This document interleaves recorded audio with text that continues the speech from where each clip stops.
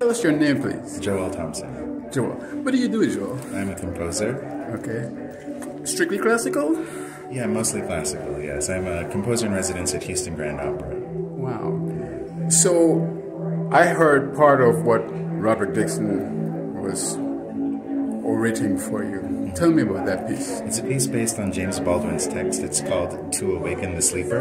The majority of the texts are taken from his 1971 book, No Name in the Street, where he's examining the role of power and the abuse thereof in our society from the lens of a black man. And so it is both holding America to account, but also pointing us towards a future that is more equitable. How do you feel about America today? Well, all of my feelings are laid out in the piece, so if you really want to know, you should listen to the piece itself. I heard. But the end of the piece, though, emphasizes the fact that we're all very interdependent. This world depends on to what extent and by what means we liberate ourselves from this present condition, which is just not sustainable. And so I'm hoping that we will move forward to that future, and I'm going to keep writing music that will continue to push us there. So, are you only doing classical, or are you going into the other genres? I think all the other genres do play a role. There's a little bit of jazz. My parents are Jamaican. There's a little bit of reggae. There's a little bit of ska. I'm writing pieces that might be more overtly connected to those genres, but classical music is my home.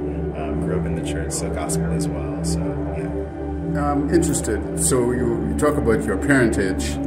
How did classical music invade your intentions? Having a Caribbean background. They grew up listening to classical music in the cafeteria at lunchtime in Jamaica, and so they kept it a part of their just existence. I heard Beethoven next to Nat King Cole, next to Mahalia Jackson growing up, so all of those things played a role in my musical output now. Yeah. So where do we go from here? Did you ever think that perhaps you would be having your piece performed here in Baltimore, or is this just a big surprise? No, this is a wonderful dream. The Baltimore Symphony is one of the best orchestras in the country. To have my music played here is such an honor. And I'm just excited to keep writing music and collaborate with as many communities as I can through the power of music to bring us all together.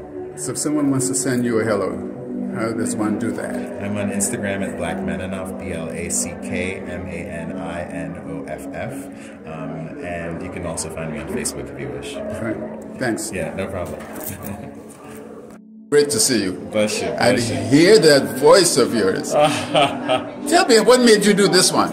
Well, simply put, James Collin came to me and said, I have a work, I want you to narrate and orate of James Baldwin's work, and Joel Thompson is a composer, and so when I saw the two meeting in the middle, I said, I got to be in the game. So, yeah. What particularly about that that really moves you as you read it? Well, the marriage of the text from Baldwin, which is so apropos to the times then and now.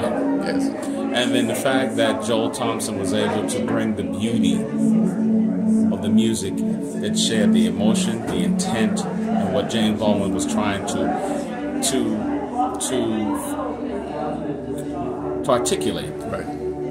And so I told Joel, I said, it's so nice to get the language, the vocabulary speaks to what we've gone through as a people for 400 years. Yeah. And then find music to articulate the beauty of the struggle, and then the results that always lead to this progressive America, this progressive sense of what democracy and a republic really means for our people, many people. So when you get a piece of work like this, you try to really enjoy the process. You had a standing ovation.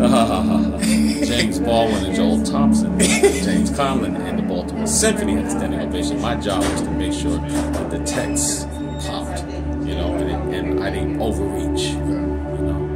Well, it's always nice to meet you. Lovely. Hope to see you again. Oh, most definitely. Most definitely. Thank you so much for having me. Thanks.